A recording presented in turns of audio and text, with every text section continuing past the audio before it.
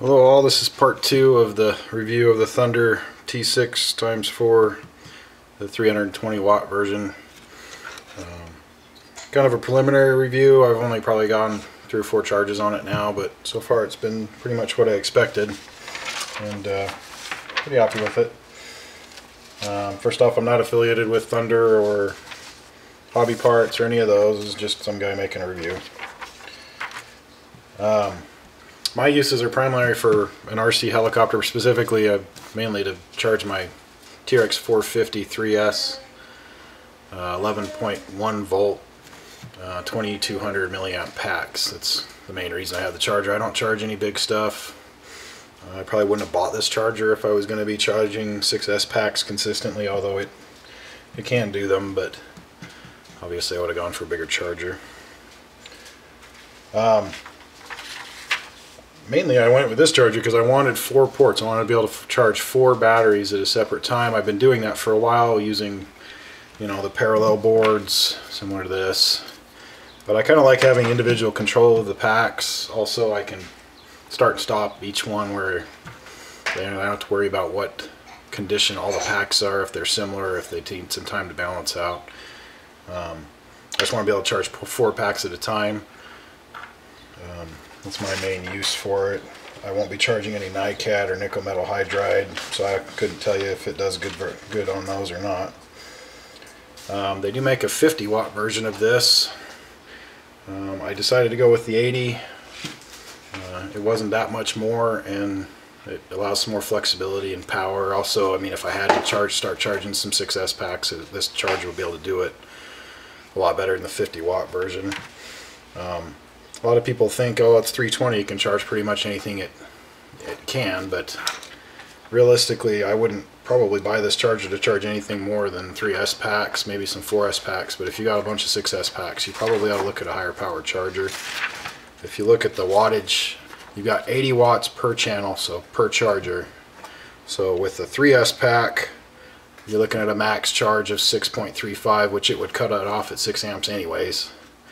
But if you're talking a 6S pack, you're talking its max charge rate is 3.18 amps, which if you've got a 6S 5000 pack, it's going to take a long time to charge that pack, not to mention you're going to be using the maximum allowable voltage through almost the whole charge, which will generate a lot of heat and other problems. As far as build quality and the design, it's not a small charger. It's actually pretty big, as you can see. It's not something I don't do a lot of field charging, so it doesn't bother me at all. It's going to sit on my desk here most of the time. Might be kind of hard to set this in under your hood and have all these battery and cords and everywhere, but you could do it. It is a little bigger charger. As far as build quality goes, it's pretty stout. It's got some weight to it. I don't hear any solder bounce around inside. The build quality seems pretty good. All the plugs are nice and tight. Fans run pretty quiet, no rattling or anything like that. The screens are nice and bright. I'm an engineer by trade, so I looked at it pretty close. There does appear to be one of these screens is a little cockeyed inside the board, so the letters are a little off. But overall build quality is up on par with pretty much every charger I've had. As you can see, I've pretty much just got 4. I only use Dean's plugs, so that's what I've got, and I had to make some, and using some of the things that came with the kit. The kit comes with 2 of these adapters that fit the standard. I think they're called JST plugs, or XH plugs. I'm not sure exactly what they're called, but it's kind of the standard that most people are going to. So it comes with 2 of those. I had to buy 2 more. I bought the high-tech version of them because this high-tech makes a charger very similar, and they fit good in there. I strongly urge you to buy these and not try to plug the batteries directly into the board. If you look in there, I got a flashlight and looked in there, the pins are hard soldered to the board, so if anything ever happened to them, you'd probably have to take apart the case and try to solder something directly to the board or fix them, and it's a lot safer and better to have these out, plus it gives you some distance away from the charger. So I strongly suggest that you spend 15 bucks and buy 2 more balance adapters. But yeah, overall build quality is good. I have put it to its max a few times. Fans do come on and it does warm up. It's probably not a fair test. I live in southern Utah where in June, you know, in here in my garage it's probably 90 degrees, 92 degrees already, just ambient temperature. But it definitely wasn't close to overheating, and like I said, it did get a little warm, but nothing I wouldn't expect when I had all four going at a pretty high amp rate. So I've been pretty happy with it. We'll switch it on now. As far as noise, I use, for my power supplies, I use converted server power supplies, so the fan you're hearing is probably going to be that. In fact, it might kick up a notch and be even louder. You want to make sure your power supply is going to be capable for this charger, even though, like in my case, I'm only charging 3S packs, so you wouldn't think you need much of one, but it's really easy to get up to that, you know, 250 watt range when you got all four chargers going. So make sure that you're able to do this. There's a bunch of threads on how to convert these. I suggest you buy one or look into doing this. I was able to get 2 of these built complete, plugs and everything, in under an hour for about 40 bucks for 2 of them. Really good way of working, and they're pretty bulletproof. That one technically would be a 470 watt power supply for, I think it's 45 watt or 45 amp continuous. It's more than enough for this charger. I won't go into a whole lot of depth on actually charging packs. There's a bunch of threads, and it seems like pretty much all the chargers are about the same now. Same kind of menu structure in that. I mean, you just plug them in, plug your balance port in. Make sure with these wires kind of being that way that you can make sure you're on the right one. It must have some kind of thing where it detects the voltage and tells you what it thinks is plugged in, because it will change. You have a couple options. You have just a regular charge with no balancing, a balanced charge, fast charge, which I think basically takes it up to 90% or so and then stops before it tries to balance anything. Storage charge will take each cell up to 3.7 volts. I think you can actually adjust that. This can discharge, although I think it's only like a 10 watt discharger, so it really is just more to get it to the balanced state than to actually get it discharged. Obviously 98% of the time I always balance charge. It's just the way it is. These are 2200 packs, so it'll be 2.2 amps. And then all you do is hold down the start button. It'll ask you to confirm this is what it sees as a 3-cell. This is what we've set it as, so it's just making sure, you got to make sure those two are the same. If they're different, then there's something wrong with the pack. You hit start again, and it'll start. On the main screen you got lithium ion 3S, 2.2 amps, 11.48 volts is what the current charge status is. It's a balanced charge, and then a time and milliamps put in. Pretty standard display. You can up your charge rate for the first minute of the charge.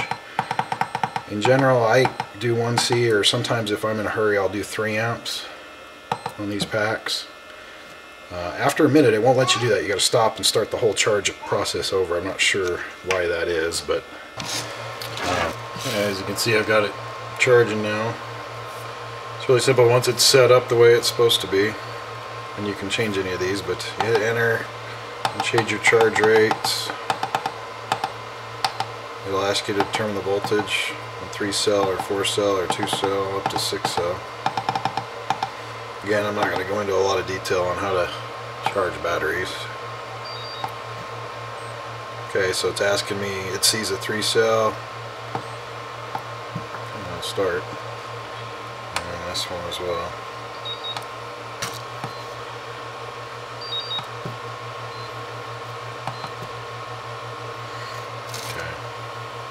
And these ones are capable of a lot higher charge rates. So I have noticed that if you try to up your amperage within the charge after it's started, it only lets you go up to 5 amps. I'm not sure exactly why that is, but that seems to be pretty consistent.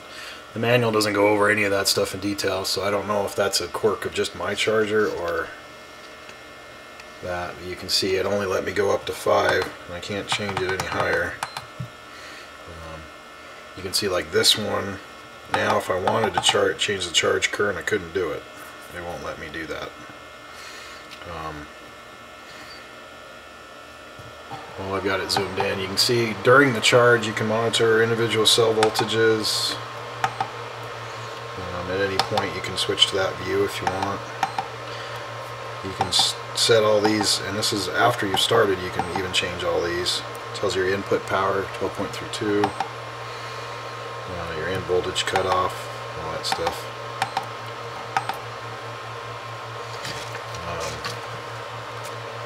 But like I said, it really does what I'm pretty happy with it. It does what it's advertised to do, and I don't have any large packs to really try to push it with, just since I only have 3S packs. The only way I can show to push it is to go ahead and plug one of these balancing boards in and combine two of these packs to make a virtual 3S 4400 pack is basically what it'll be.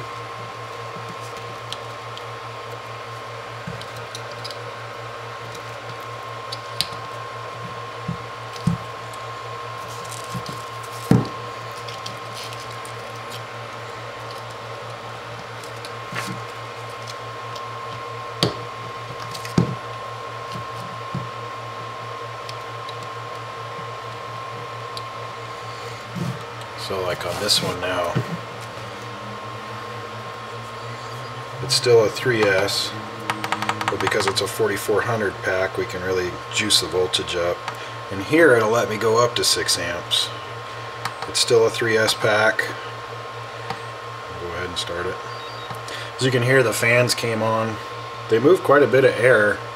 One thing I think it's kind of strange is they're both blowing out. So they're both sucking air, and I guess they're sucking air from the bottom and out through the sides. And I thought they'd move it this way, but there must be enough on the board to charge that. The other fan, if you heard that come on, that's my power supply voltage. It hit its max, so it's had to up its fan speed. Again, it's about 92 degrees here in my garage, so you kind of expect that. As you can see, I got 6 amps, 3 amps, 3 amps, and 5 amps, and it's still going strong. These packs really aren't made for much more than a 1C charge rate, so I'm not going to push them too hard. The Pulse pack can take more. But as you can see, I mean, it does everything it's supposed to, and so far has been quite reliable through 3 or 4 charges. I'll probably do another thing in a month, just if it starts showing any signs of problems or anything.